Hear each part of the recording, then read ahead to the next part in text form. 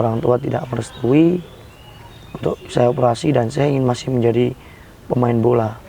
Jadi sampai saya pada waktu itu lihat bola aja saya nggak mau, Mas. Lihat bola baik alasnya Tarkam sampai ke dunia ya, Piala Dunia, Televisi pun saya nggak mau. Saya kecewa dengan situasi kenapa saya seperti itu. Kenapa saya tidak bisa melihat apa yang menjadi harapan saya.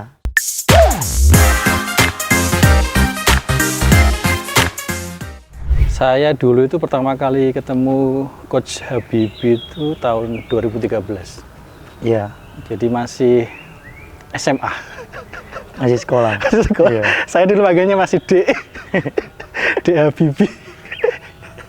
Karena Masih sekolah ya, iya. masih di SMA 8. Jadi waktu itu saya wawancara Mas Habibie ini karena waktu itu jadi pemain terbaik di Piala Coca-Cola. Iya, di Iya, Mas ya? nasional. Iya.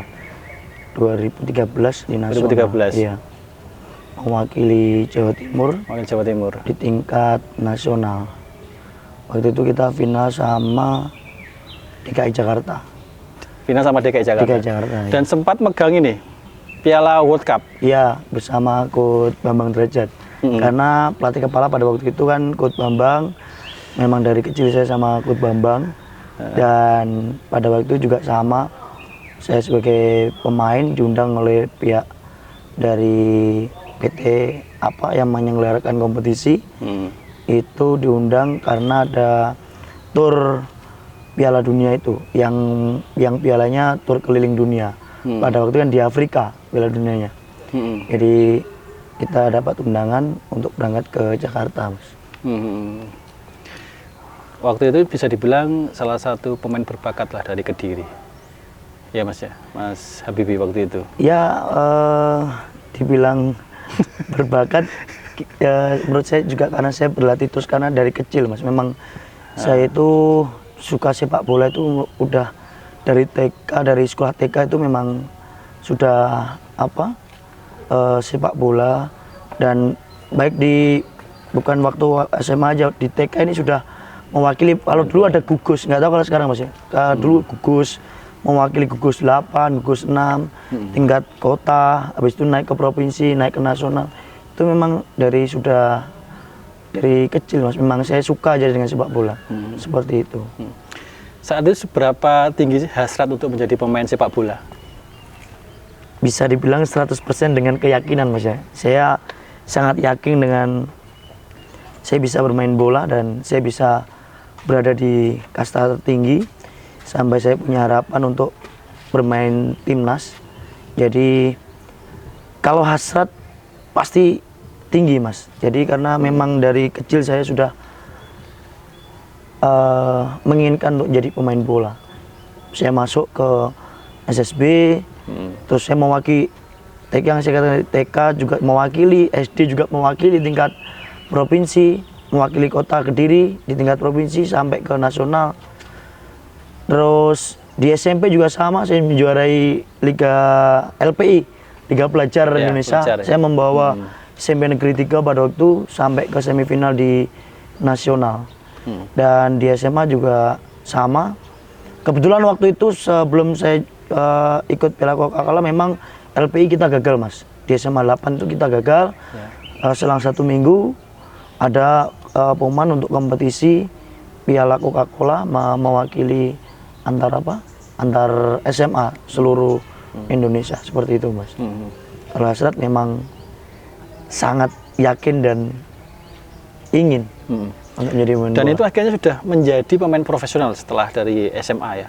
Ya, bisa dibilang saya mungkin yang tercepat daripada teman-teman seangkatan saya di kelahiran 95, Mas ya. Karena saya udah lebih cepat duluan, mungkin saya ikut juga ke Prapon, ke PON, terus mewakili kayak Popnas, Popwil, dan sebagainya waktu usia-usia remaja.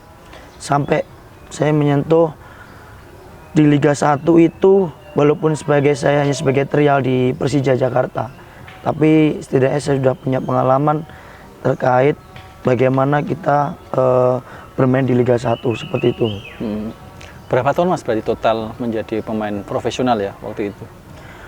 Kalau profesional kurang lebih sekitar 4 tahun, Mas. 4 tahun ya? Ya, kurang lebih sekitar 4 tahun untuk bermain di profesional. Tapi saya tidak berada di kasta tertinggi. Di kasta tertinggi saya hanya trial aja di Persija. Setelah saya trial, saya ikut ke Madura. Ya. Di sana saya juga trial di Madura United bersama waktu itu yang bawa saya ikut Gomez atas rekomendasi dari Kujaya Artono pada waktu itu ke Madura. Setelah itu saya ke Madura FC. Kalau sekarang Persu Madura Sumenep itu. Kalau sekarang itu Mas. Dulu Persepam, bukan ya? Ya, Udah saya pernah di Persepam juga. Persepam Iya. ya? Di Persepam Pamekasan. Di Kediri saya dulu waktu itu saya sama kayak Ardi Drus yang sekarang di Bali United, Aditya Putra Dewa, Kiskil Gandrumini, Faris Aditama, Mas Faris, Mas Kiskil itu banyak senior. anak Kediri waktu itu ya? Ya, banyak karena pelatihnya pada waktu Kujaya Artono dari Kediri ya. Di Persija waktu itu masih ada PP? Ya, masih ada Mas PP, ada Pak Haji, Ismet Sofyan. Awal masuk Kuteko ke mana? Ke Jakarta. Saya datang. Jadi 2017 beliau datang. Gagal di 2017, tidak juara maksudnya, bukan gagal, tidak juara di 2017. Terus di 2018 beliau dengan Persija sukses itu seperti itu. Tadi kan hanya 4 tahun ya menjadi pemain profesional dan itu sangat singkat sekali sebagai seorang pemain. Apa yang terjadi Mas waktu itu? Yang pertama karena faktor cedera, Mas. Ya, saya baru menganalisa diri saya ketika saya menjadi pelatih. Jadi faktor karena dari saya usia dini dari TK ini saya bermain bola tanpa henti, tanpa mengerti waktu. Kalau dulu kan kita nggak ada handphone, Mas. Ya. Dulu nggak ada handphone, kita main sore gitu kemana ke lapangan desa, nanti main sama sana, diajak sama desa kelurahan di Ngadirejo kan saya, Ngadisimo. Terus nanti kita main kalau dulu kan bilangnya lapangan Sumber Belik, Kuak itu sering kita main di situ. Kalau saya merasa itu memang saya dari kecil sudah terlalu banyak bermain bola, Mas. Jadi ketika saya menjadi pelatih, saya menganalisa kenapa saya bisa merasakan cedera dan merasakan peaknya itu terlalu cepat. Artinya titik tertinggi prestasi saya yang seharusnya saya itu tinggi-tingginya. Kenapa saya berhenti di usia mungkin baru saya menganjak ke profesional ya, Mas. Mungkin bisa dikatakan 4 tahun itu menurut saya sangat usia berapa Mas waktu itu berarti? Saya 23. Masih 23 tahun saya cedera, Mas. Dan mungkin nggak tahu karena anatomi tubuh saya dari gen orang tua atau memang kondisi tubuh saya seperti apa, saya kurang tahu. Jadi setiap tahun, baik itu dari usia dini itu, Mas. Usia dini sampai saya menjadi pemain profesional pasti ada saya cedera. Jadi setiap tahun itu saya merasakan cedera. Saya pernah di sini itu dislokasi. Ini pernah juga leher. Ya saya merasakan kayak disangga ini sama alat itu. Saya juga pernah. Terus tulang besar ini patah, ankle sudah kena, terus tulang fibula di belakang juga udah kena. Terus ini siku ini juga udah. Jadi setiap tahun saya merasakan cedera. Dan pada waktu itu di titik tertinggi menurut saya, yang harusnya pada waktu saya harus mendapatkan apa yang seharusnya menjadi tujuan saya dari kecil, akhirnya harus kandas. Karena yang kedua juga karena restu orang tua, Mas. Jadi dokter pada waktu saya ke dokter Solo, seharusnya saya menjadi kalau ingin sepak bola harus operasi, dan disarankan oleh dokter harus operasi. Kalau kamu main bola lagi ya harus operasi. Tapi orang tua saya tidak merestui. Ya saya ikut apa yang dikatakan oleh orang tua saya. Seperti Cedera itu. apa tuh waktu itu? Saya Habis operasi? tulang besar ini, Mas. Tulang besar. Ya, tulang besar. Jadi tulang besar saya itu dikatakan patah itu belum patah 100%. Jadi di bacaannya ronsen itu 75% mengalami fraktur pada waktu itu. Sampai saya ingat betul. Dan itu bukan satu kaki, Mas. 2 kaki. Dua-duanya ya, Mas? Dua-duanya. Dua-duanya. Kalau dokter dulu bilang yang satu memang karena benturan, yang satu karena memang sudah menahan apa yang seharusnya saya tidak merasa, jadi ikut kena karena memang menahan beban yang berlebih juga dari yang sebelah kanan. Akhirnya ikut juga kena di titik yang sama selain memar seperti itu. Jadi memar akhirnya tulangnya yang nggak kuat seperti itu, Mas. Akhirnya ini ya memutuskan tidak operasi dan langsung memutuskan pensiun tidak dini. beroperasi, iya. Sampai saya bisa dikatakan jatuh dalam garis sepak bola saya ya itu, Mas. Karena saya belum pernah merasakan seperti itu. Orang tua tidak merestui untuk saya operasi dan saya ingin masih menjadi pemain bola. Jadi sampai saya pada waktu itu lihat bola aja saya nggak mau, Mas. Lihat bola baik alasnya Tarkam sampai ke dunia ya, Piala Dunia, Televisi pun saya nggak mau. Saya kecewa dengan situasi kenapa saya seperti itu.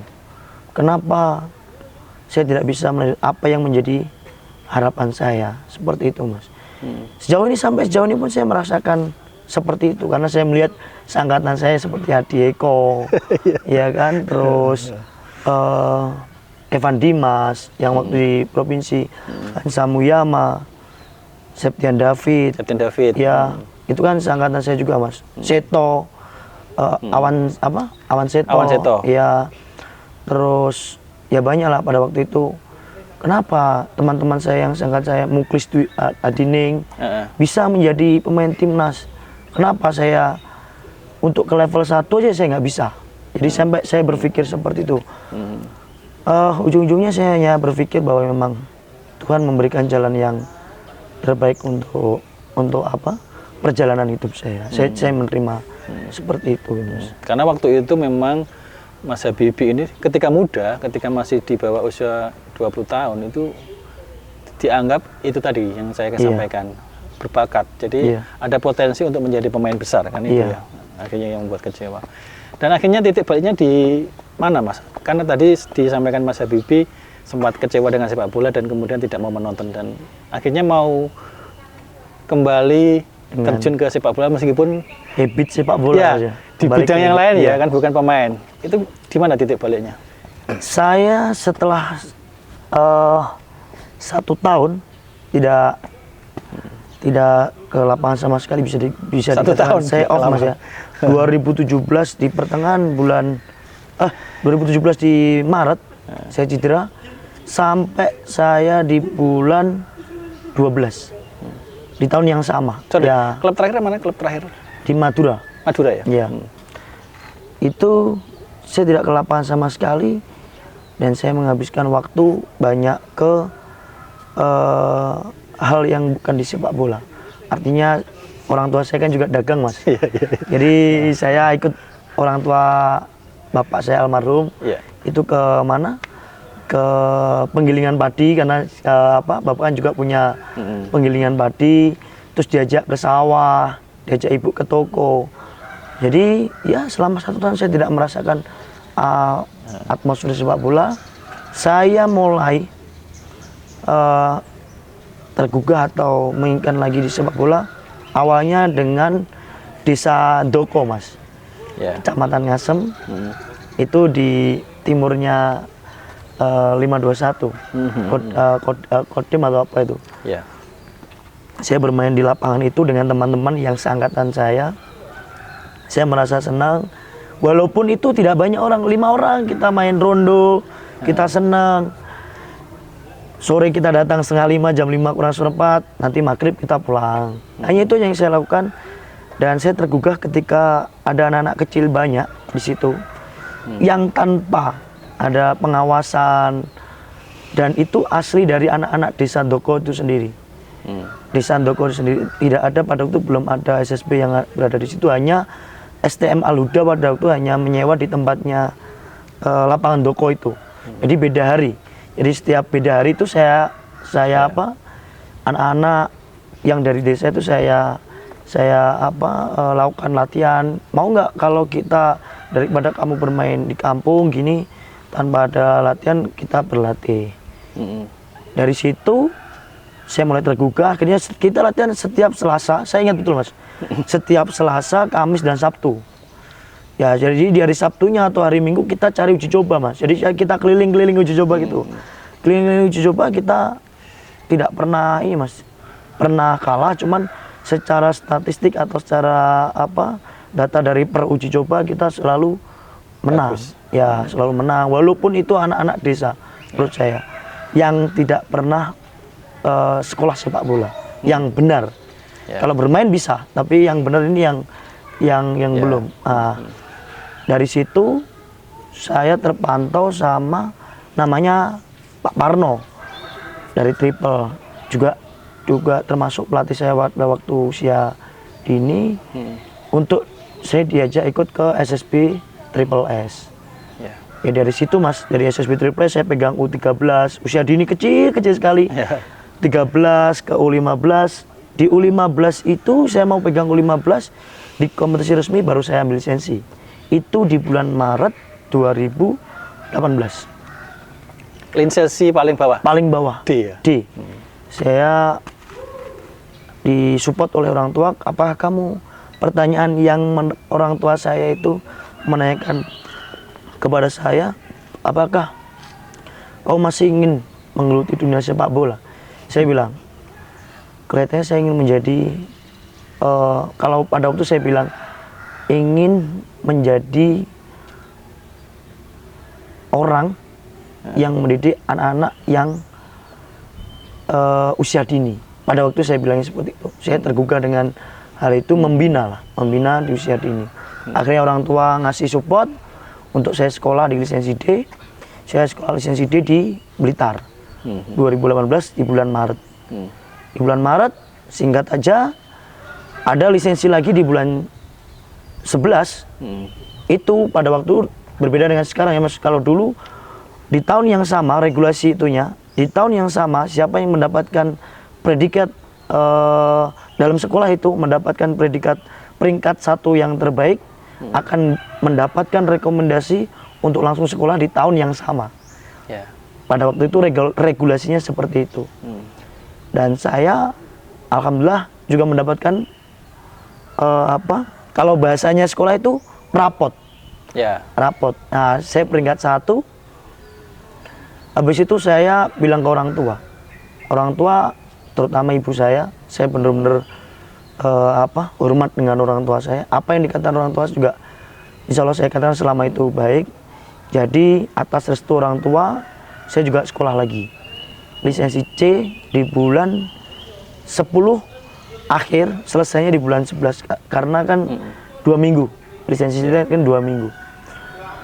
Di situ setelahnya saya ikut ditunjuk oleh Pak Sugianto, Pak Ki yang juga yang membina saya dari kecil untuk bisa bergabung di U17 Liga Remaja di Persidikap. Ya, saya suruh megang. Pada waktu itu Bagas Satrio yang sekarang di Nusantara United itu juga bersama saya dan beberapa pemain yang lain. Setelahnya di bulan 2019 disitulah awal titik karir saya sebagai melatih, yang menurut saya juga terlalu cepat mas. Juga terlalu cepat, yang pada waktu itu seharusnya bukan saya pelatih kepalanya.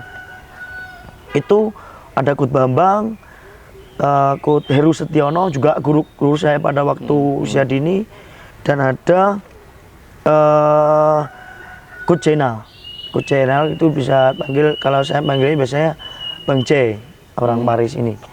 Ada 3 opsi pelatih dan saya sebagai asisten pada waktu itu. Di situ saya merasakan pertama, tidak tahu berjalannya waktu, Coach Bambang ditunjuk sebagai Direktur Teknik, Coach Heru Setiono mengundurkan diri karena ada berbenturan dengan sekolah pada waktu itu, dan Bang C juga sama, tidak melanjutkan di tim. Akhirnya saya yang megang kendali sampai di putaran 16 besar nasional, Mas. Jadi saya 2019 sampai 16 besar nasional sebagai pelatih kepala. Habis itu di bulan Januari di 2020 saya dipanggil untuk asisten di PON Jatim. Iya. 2020 di Waktu PON. itu Coach Rudi Galjes. Rudi pelatihnya, Galjes. Ya. Coach Rudi telepon saya sama almarhum Dr. Wardi juga menelepon saya untuk bisa bergabung di PON. Saya bergabung di situ, saya juga banyak belajar juga, Mas, karena kita kurang lebih selama 2 tahun dari 2020 sampai 2021 bulan 11 Ya. dan mendapatkan juara 3 di PON Papua. Ya, ya. Setelah itu saya balik lagi ke Kediri untuk ikut sebagai asisten dari Coach Tony Hu. Oh ya, bersedikap. Ya, saya ditelepon ya. Pak Manajer untuk bisa bergabung kembali bersama tim, membantu Coach Tony agar memudahkan bagaimana tim di Persidikap ini yang kita bangun bisa mencapai target. Pada waktu kan target kita juga tinggi, Mas, menjadi promosi dan kita harus juara, gitu kan. Jadi setelahnya kita libur di 2022 dan 2023 saya sebagai pelatih kepala lagi untuk di Persidikap. Jadi karir saya termasuk di sepak bola itu juga termasuk cepat, tapi dalam hati saya juga was-was juga, Mas. Saya punya cepat di waktu sebagai pemain. Saya juga takut, wah ini jangan-jangan saya sebagai pelatih seperti ini. Tapi keluarga, istri, anak dan orang tua saya terus mensupport, itu yang menjadi motivasi lebih saya. Entah nanti ke depan saya kembali lagi ke orang tua saya sebagai mungkin ke penggilingan padi atau saya pegang terus, saya juga nggak tahu, Mas. Yang penting selama saya diberi amanah untuk saya memegang tim, saya akan memberikan yang terbaik terhadap tim, seperti itu, Mas. Berarti sekarang lisensi apa, Mas? Sudah apa? B. Kalau saya lisensi terakhir BAFC, Mas. BAFC ya? Oh bukan, kan kalau ada perubahan dari PSSI, BAFC, B Diploma gitu kan, Mas. Jadi di sertifikat saya itu tulisannya B Diploma. Tapi ya sama aja kayak BAFC. Untuk ke APRO ya? Ini masih belum. Berapa tingkat lagi berarti?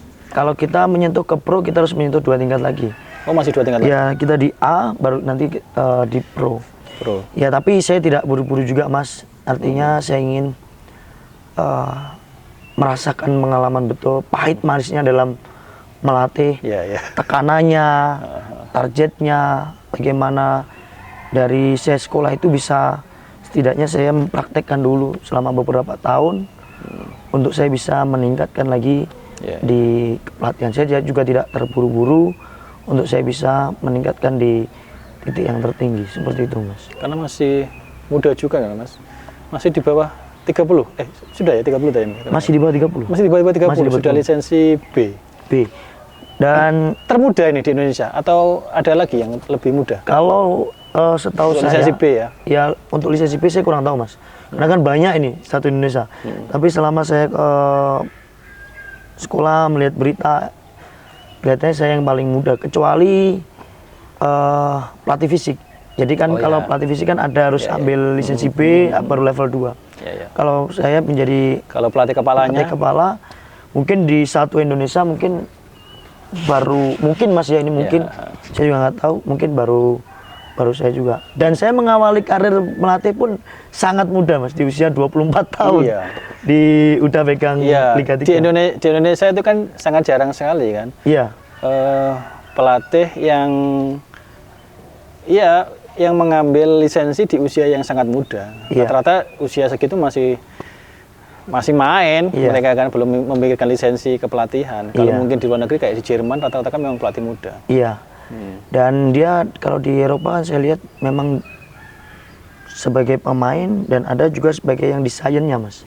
Iya. Kayak dari universitas. Iya. Setelah dari lulus universitas langsung masuk ke penempatan seperti itu. Berarti ada yang disiapkan untuk profesional pemain, ada yang disiapkan untuk profesional pelatih gitu. Iya, betul. Kalau di sana kan lengkap, Mas, ada gizi, Ya. masas. Kalau masas nggak mungkin dia sebagai pemain, Mas. Fisioterapi, Ya. terus fisikal, itu kan ada pembelajaran juga banyak, termasuk anatomi tubuh juga, Ya. otot-otot yang mana harus, itu kan ada sendiri, sekolahnya juga lama. Jadi saya selain dari experience, pengalaman, dan saya gabungkan dengan apa yang saya miliki. Walaupun saya sekolahnya, saya ambil S1 bukan dari jurusan manajemen olahraga juga. Olahraga. Bukan, saya ambil manajemen ekonomi. Jadi saya nggak ambil di olahraga. Tapi emang tidak ada korelasinya antara jurusan di kuliah dengan ini kan lisensi kan, nggak ada ya? Tidak ada, Mas. kepala Kalau kan? memang saya dulu ambil kuliah, memang saya ingin punya ilmu yang baru. Artinya Ya. kalau saya ambil di olahraga lagi, ya saya sudah menjadi pemain bola. Kenapa saya harus ambil olahraga? Saya ambil bagaimana mengelola manajemen Ya. ekonominya, seperti itu, Mas. Mas, sekarang kita mau ngomongin Persidikap. Siap. Sebagai Untuk pelatih tahun ini, kepala. ya? Iya. Sebagai pelatih kepala Persidikap, Mas Habibie melihat bagaimana peluang Persidikap promosi ke Liga 2 untuk tahun ini. Kalau peluang kita harus yakin, Mas, ya. Bagaimana tim ini awal provinsi kita persiapkan hanya 1 bulan dan kita bisa melaju sampai ke babak final. Saya sendiri pun target maksimal itu di semifinal, Mas. Waktu di Liga Jatim ya? Ya, target saya di semifinal. Cukup Karena semifinal kemudian cukup lolos ke semifinal, nasional. kita lolos ke nasional. Target saya seperti itu. Karena kita hanya persiapan 1 bulan, satu. Yang kedua, banyak dihuni oleh pemain-pemain muda yang kemarin dari Porprov. Ya. Yang kemarin juara. Mereka masih di bawah 21 tahun. Ya, Usianya. kebanyakan kita rata-rata kurang lebih sekitar 17 pemain yang kemarin di fase provinsi. Kita bawa 27 pemain, 17 pemain itu asli anak Kediri, baik kota maupun kabupaten. Dan usianya 2003-2004. 2003-2004 itu berarti 20 dan 21. 20-21. Iya. Dan sedangkan tim-tim lain yang sekarang di titik tertinggi, Mas, kita tahu Persibo sudah punya pemain yang matang-matang Ya, juga ya. dan punya Banyak pengalaman pemain yang mantan lebih. Liga 1 di sana. Iya. Dan kalau saya bicara target, inginnya saya nanti di nasional, apa yang ditargetkan oleh Bapak Bupati juga selaku CEO dan target dari manajemen untuk bisa ke Liga 2, harapan saya kita bisa melewati 1 demi 1 dulu, Mas. Ya. Jadi kita naik 1 persatu tangga ini, kita maksimalkan dulu. Entah nanti Tuhan yang mengatur di titik mana untuk kita bisa lolos atau tidaknya, saya pasrahkan kepada Tuhan. Tapi saya yakin dengan kekuatan kita pada waktu nasional ini, kita menambah beberapa pemain, saya yakin akan memberikan impact yang besar terhadap tim, dan keseimbangan kedalaman tim kita juga tidak terlalu jauh, artinya sama. Karena di nasional kita 1 bulan bermain, kalau kita sampai final, Mas, itu saya hitung 15 kali. Mungkin 15 pertandingan. 15 sampai pertandingan, nanti sampai bisa di final. Final ya itu ya? Iya, 29 April kita mulai sampai di tanggal 7 Juni. Berarti 1 bulan 1 minggu, Mas. Bisa dihitung, bayangkan. Bayangkan kita selama 1 bulan 1 minggu, kalau kita sampai di final, kita bermain 15 kali. Itu mungkin kelasnya Eropa aja nggak sampai seperti itu, Mas. Nggak mungkin seperti itu. Tidak mungkin. Tapi karena memang dari induk kami membuat jadwal seperti itu, saya juga harus menyiapkan. Dengan kedalaman kita bagus, insya Allah kita mengadakan rotasi maupun menghadapi tim yang mempunyai berbeda karakter, Ya. itu kita akan lebih siap. Seperti itu, Mas. Ada 80 tim loh yang lolos ke Liga 3 nasional. Itu kan artinya persaingan sangat berat sekali kan. Ada 80 tim, kemudian yang promosi hanya 6. 6 ya, 6 tim yang promosi ke Liga 2. Bagaimana Mas Habibie melihat itu 80 tim itu? Ya, mau bagaimana lagi, Mas? Karena memang dari PSSI seperti itu, siap nggak siap, kita juga harus siap. Artinya kalau 80 tim, kita harus menyingkirkan setidaknya 74 tim. Ya, betul. Untuk kita, 74 tim. untuk kita bisa masuk ke Liga 2. Jadi, dan mungkin semua merasakan, di Jawa Timur itu persaingannya sangat berat. Untuk kita bisa masuk ke final, kita juga merasakan 19 kali pertandingan. Jadi sudah tidak.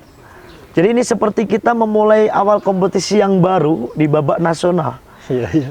Banyak sekali di Jawa Timur. Beda dengan mungkin beberapa kompetisi yang di provinsi lain hanya ada 8, 12, ada 20. Ya. Ini kita panjang sekali, Mas. Jadi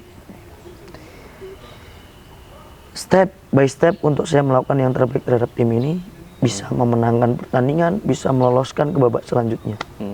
Di setiap babak, bagaimana kita menghadapi tim, kita selesaikan, dan berpikir bagaimana kita bisa lolos. Itu aja, Mas. Saya tidak berpikir di sini nanti bertemu dengan siapa, kita dengan siapa. Saya tidak berpikir. Toh di Jawa Timur kita juga bertemu dengan tim-tim yang menurut saya juga punya level yang bagus untuk di provinsi yang lebih siap daripada kita. Seperti itu, Mas. Tapi dari sisi teknis sudah memetakan sebetulnya ya, mana tim yang ini bahaya, ini berat, ini pemainnya kualitasnya bagus, sudah memetakan itu ya. Kalau dibilang berat, semuanya berat, Mas. Kalau dibilang bahaya, semuanya juga bahaya. Karena kalau masuk nasional itu pasti tim bilangnya target untuk Liga 2. Tapi setidaknya kita sudah menganalisa bagaimana tim yang lolos ke nasional ini terkait penambahan pemain juga, terus bagaimana siklus dia berlatih selama ini. Kan kalau di Jatim kita hanya rest kurang lebih 2 bulan untuk kita masuk ke nasional. Kalau provinsi lain lebih dari itu. Ada bahkan saya dengar ada yang belum persiapan sama sekali juga. Tapi itu sebagai analisa kami, intern kami, beberapa tim yang kemungkinan bisa ketemu dari 79 tim itu. Walaupun dari provinsi lain juga belum selesai, termasuk Jakarta belum ya? Jakarta belum. Jakarta, kemudian saya baca Sulawesi, berita kemarin, ya Sulawesi. daerah Sulawesi Sumatera Tengah, itu ada, Sumatera Selatan kayaknya. Saya baca beritanya kemarin itu. Daerah Sulut, Sulawesi Tengah, di daerah Palu itu juga masih berlangsung. Di Makassar, Kalimantan, di Sulawesi Selatan itu juga belum. Ada bahkan mendengar kemarin dari provinsi NTT kalau nggak NTB itu, iya kan regulasinya ada yang kemarin kita, nah itu juga menjadi catatan juga buat kita. Kalau memang toh PSSI apa yang dari NTT itu memang dimasukkan, ya kita siap menganalisa aja bagaimana kondisi tim seperti itu. Faktor tuan rumah itu nanti menentukan tidak sih untuk memperbesar peluang promosi ke Liga 2 menjadi tuan rumah? Saya rasa untuk di Liga 3 sangat menentukan ya, Mas. Berbeda dengan situasi di Liga 1 yang dimana di fase tuan rumah itu tidak menentukan untuk bisa menang ataupun kita kalah. Jadi di Liga 3 itu faktor mental yang sangat menentukan, di mana mental itu kita diajar dalam 1 minggu, dalam 5 hari kita bermain 3 kali dengan menghadapi intensitas juga yang berat, serta pengaruh dari keluarga juga mendukung secara langsung di stadion, dan kita selama latihan juga di stadion, saya rasa juga sangat pengaruh juga, utamanya di psikis seperti itu, Mas. Rata-rata memang ini masih pemain muda dan mereka belum menikah ya, masih belum. Kita rata-rata masih berkeluarga, pemain muda, masih pemain muda semuanya. Rata-rata seperti itu. Ada beberapa yang nikah karena pemain senior. Oh iya, pemain senior itu. sama ini Mas, pengalaman Persidikap ini kan bukan sekali saja Persidikap lolos ke Liga 3 Nasional. Beberapa tahun yang lalu Persidikap juga sudah lolos ke Liga 3 Nasional, tetapi akhirnya gugur. Bahkan 2021 ya, Iya. itu hampir promosi Iya. ke Liga 2. Iya. Apa sebetulnya kesalahan dari Persidikap atau mungkin evaluasi dari tim pelatih untuk Saya rasa dari pengalaman yang sebelumnya? kalau saya melihat, kalau pendahulu saya di 2018 saya belum bergabung ya Mas. Saya rasa hanya karena atas kehendak Tuhan aja sih Mas. Menurut saya. Karena Belum beruntung ya? iya, Dewi Fortuna 2018 itu punya staf pelatih juga yang bagus, pemain juga bagus. Ada Bayoto pada waktu itu kan, Ya, 2018 Bayoto. bersama Persidikap. Sedangkan di 2019 kita juga sama, ada Kanavi Ya, yang menjadi Andalan penyerang Persik sekarang. utama kita 2019. Di 2021 juga sama, tuh muncul Ferry, ya. ada Kanavi, Ferry, ada Dilan Selang, yang menurut saya tinggal selangkah lagi. Saya rasa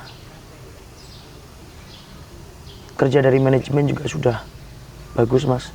Apalagi Bupati sekarang juga mendukung, Ya, Mas Dito, sangat mendukung penuh. Mas Dito sangat support sekali. Ya, sangat support sekali terhadap utamanya sepak bola Kediri. Jadi tidak ada alasan lagi mungkin kalau dulu terkait hal-hal yang lain di luar sepak bola, finansial dan lain-lain, sekarang sangat tercukupi. Dan secara tim, peningkatan per usia ini juga berbeda. Artinya peningkatan muncul pemain-pemain baru juga lebih banyak sekarang. Saya rasa tim ini juga semakin kuat dengan situasi kompeten yang seperti itu. Dan harapan saya ini adalah di tahun 2018, 19, 2021 kita masuk di nasional, dan kita di 2023 ya, kita di 2023 itu di tahun ini harapan saya kita sudah masuk ke Liga 2 seperti itu Mas. Jadi semoga Tuhan merestui apa dari langkah dan harapan kita semua Mas, seperti itu. Berarti sebetulnya Persidikap waktu itu sangat layak untuk promosi ya? Sangat layak. 2021 kemudian 2019 sangat layak Sangat untuk layak. promosi. Sangat layak. Saya bilang kenapa sangat layak, ya itu tadi, materi pemain juga bagus, staf pelatih, manajemen juga bagus. Tinggal kita selangkah juga kita tidak bisa memenuhi ekspektasi. Kalau dulu kan Persik, kita ingat waktu 2017 turun, dia menunggu di nasional langsung 16 besar nasional. Langsung 16 besar nasional. 2018 kita juga sama, tinggal satu langkah lagi kita bisa ketemu dengan Persik pada waktu itu. Tinggal satu langkah lagi aja kita sudah ketemu di 16 besar nasional, dan kita perlu memenangkan 3 kali pertandingan sudah lolos. Sedangkan 2019 kita hanya perlu memenangkan 1 pertandingan, kita udah lolos. Di 2021 juga sama. Kita 3 draw, terakhir kita kalah dengan Deltras. Ya, sekali lagi Tuhan memang belum mengizinkan pada waktu itu, mungkin mempunyai jalan yang lain terhadap tim, dan saya percaya itu Mas. Suatu saat tim ini akan besar karena support juga dari pemerintah juga kuat, seperti itu Mas. Kalau materi pemain, kalau dibandingkan dengan tahun-tahun sebelumnya, apakah yang sekarang lebih baik atau sama sebetulnya Mas? Kalau dibilang baik, tidaknya Mas, sama-sama baiknya. Artinya tidak ada yang terlalu superior, tidak ada yang terlalu tidak menonjol, artinya semua sama saja. Hanya bagaimana saya berpikir untuk tahun ini ya Mas ya. Ya. Tahun ini kedalamannya kita bagus. Kalau tahun-tahun sebelumnya itu juga bagus, kedalaman juga bagus. Ya itu tadi, hanya faktor luck yang memang Ya, ya, ya. belum kita raih seperti itu. Ya, ya, ya. Berarti insya Allah ini bisa nih promosi Liga 2. Ya insya Allah, saya yakin Mas, insya Allah minta doa juga terhadap khususnya warga Kabupaten Kediri dan teruntuk Kediri dan sekitarnya. Ya. Untuk kita tim dari kebanggaan kita semua bisa naik kasta seperti itu. Semoga tidak ada inilah ya faktor non teknisnya lah ya. Ya, Ya, semoga itu. ya kita tahu gimana seperti itu yang harus kita waspadai juga. Ya, Mas. betul Ya. betul itu. Itu kita juga tahu, yang penting kita ikhtiar, berdoa, insya Allah nanti Tuhan akan memberikan yang terbaik untuk kita. Oke, amin amin. Terima kasih Mas Habibie. Siap, siap. Ini latihan terus nih Persidikap sampai nanti menjelang Liga 3 nasional ya. Ya, insya Allah kita akan latihan terus sampai kita di harapan saya kita akan selesai di 7 Juni nanti Mas. Harapan saya insya Allah kita akan selesai di 7 Juni 2024. Artinya kita berada di titik final. Ya, Seperti itu Mas. siap. Terima kasih. Ye. Sukses untuk Persidikap, Siap. semoga promosi dan Terima juara. kasih banyak. Ye.